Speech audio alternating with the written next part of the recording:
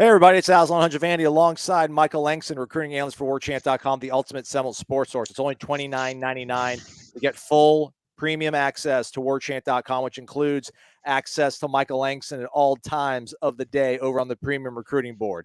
Subscribe. Do it. Subscribe to our YouTube page as well. What else should they do, Michael? Always hit the like button, guys. Certainly, it helps us promote all these things. Certainly, an easy way for us to keep giving you great content. So definitely, if you want to do me one favor, and I don't ask anything from anybody, is hit the like button. Certainly, when we do these videos, not just for me, but just anything War Chant, always hit the like button. It helps us, helps everybody on our team. So just hit the like button, guys. Amen, brother. What would help out Florida State is to land some guys outside of the portal, or rather inside the portal, Michael. So let's get to it. We'll talk about need second part. First part, let's get to Keon Coleman, maybe the more dynamic, explosive, bigger name of the two transfers that were in town this past weekend. Michael, what can you tell us about Keon Coleman, his visit this past weekend, and how Florida State's pursuing him? Right. He visited Friday. He got there around, I want to say around 6 on Friday, and then he also visited today on Saturday. I think there's a slight thing of on Sunday, but they're leaving Sunday morning. Everything I've gotten is has been pretty positive as far as how it went. Um, the way he was engaging to the connection of both the way he felt around the players, the way he felt like the fit towards FSU and the specifics of what was covered in fit in the fit there. And he knows, I think the main point was, hey, he's one of the missing pieces to, the wide receiver group that they feel like is a really good one, but they feel like he can kind of complete that puzzle. So I think they really did a great job of selling that and also selling what their culture is like. And they already had a previous relationship with Coach David Johnson, but I think in Norvell as well. But I think this was more about selling him on what the being part of a productive program, and I think that's a big part in Keon's decision, and certainly returning a Heisman Trophy candidate in Jordan Travis, having the explosive offense that FSU has, both running and throwing, and I think really specifically showing how they're going to utilize him in this offense. They did a really good job with this really early in the process of Jaheim Bell, and I've heard today same thing.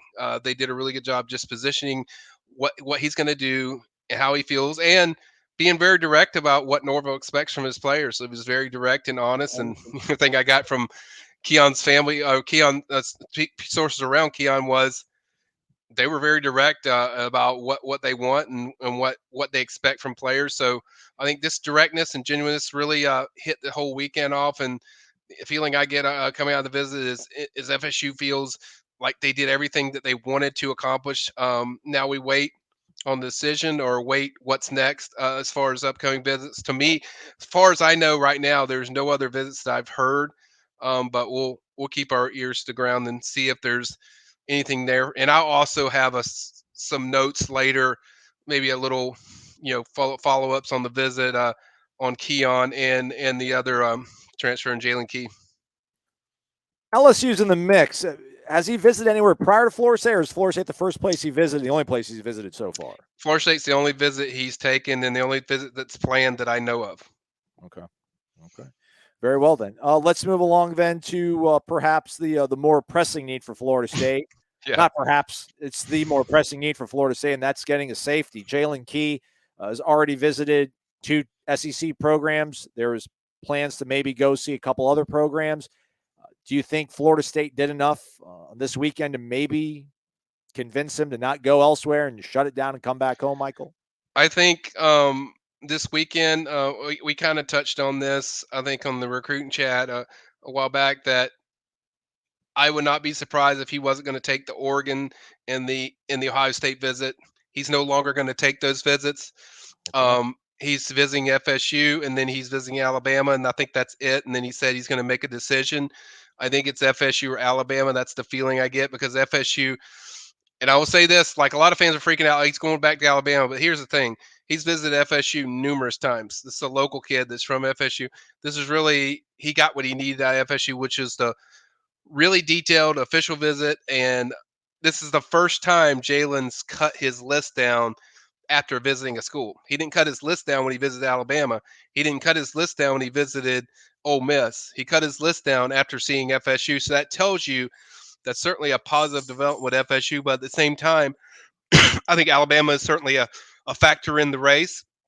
They're right there, but going into the Alabama visit, I think FSU is the team with the momentum. If I was picking a leader, I would slightly lean more towards FSU because of what they accomplished from this visit and the fact that he's now getting closer to the decision because of this FSU visit. That there's certainly, you read the tea leaves of certainly positive things, but certainly Alabama's still there. You just got to go through it, but I think FSU really set the gauntlet as far as how how how they greeted him, how they treated him like a part of the family.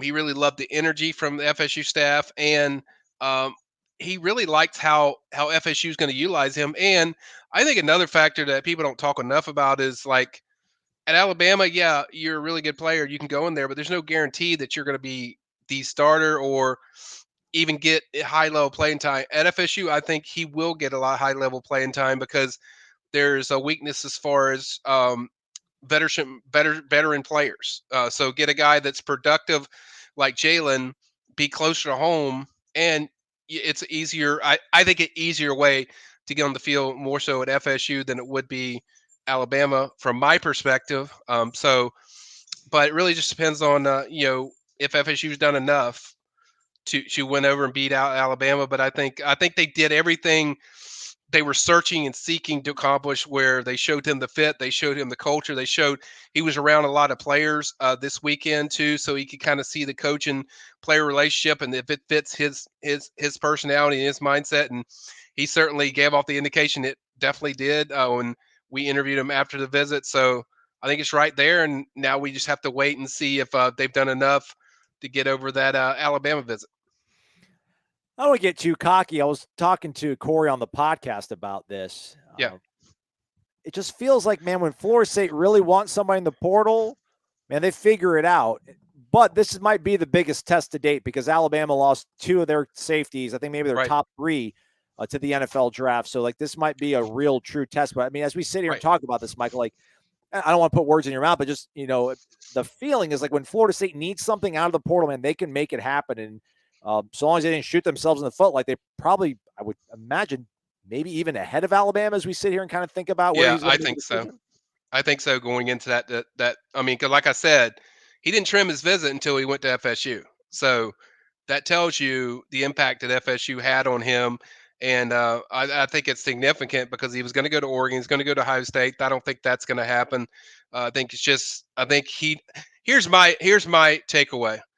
Like, I think he feels very comfortable with the FSU situation. He wants to compare it to Alabama and see how he feels about them, if they can match, the way he feels about FSU. That's kind of my take of. So going to visit, I think they had the momentum. FSU does. So I thought he's already visited Alabama. Is he going back for a second visit, or is this his Yeah, it first was visit? unofficial because he had Okay. never been there before. FSU, like I've said, he's been there several times.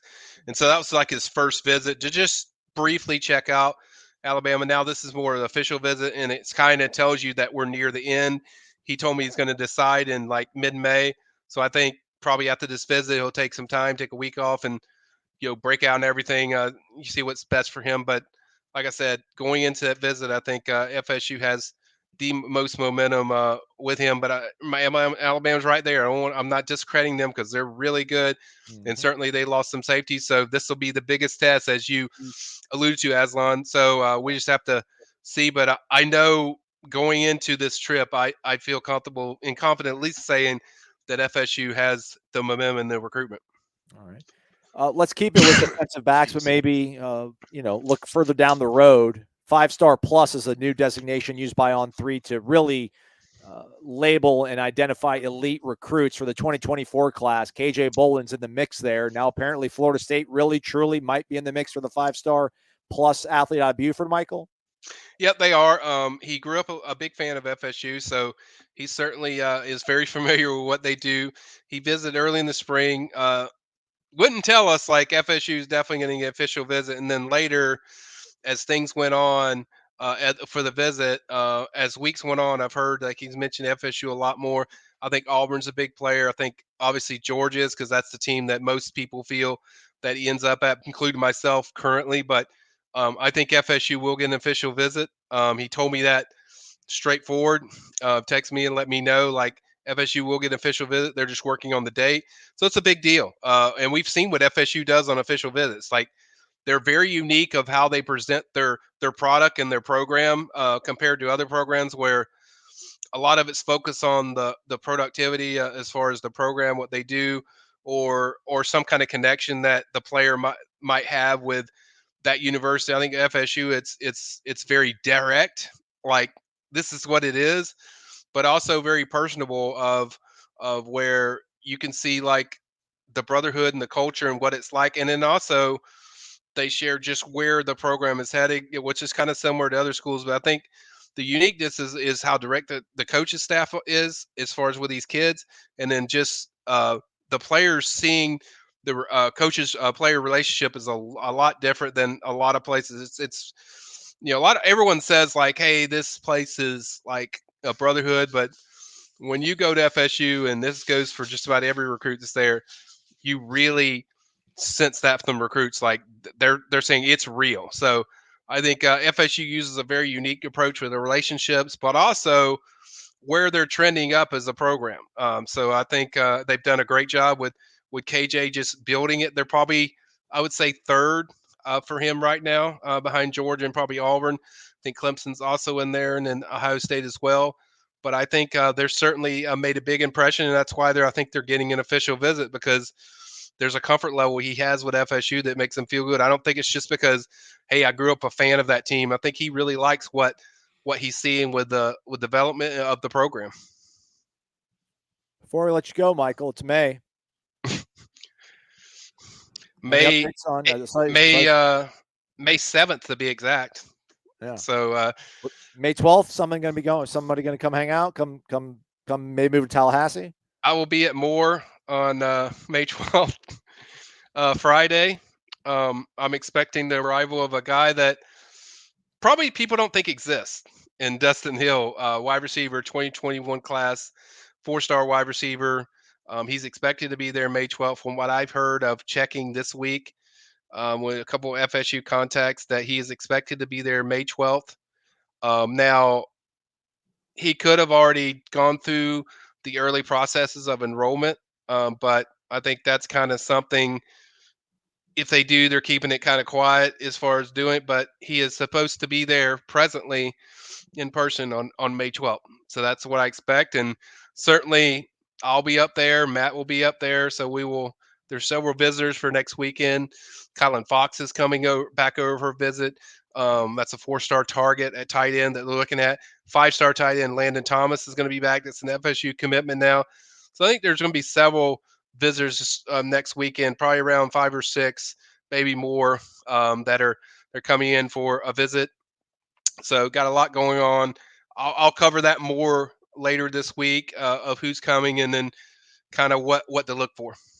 You want to do a recruiting chat on Wednesday, man? I'm down whenever they want to do it. All just right. Tell me.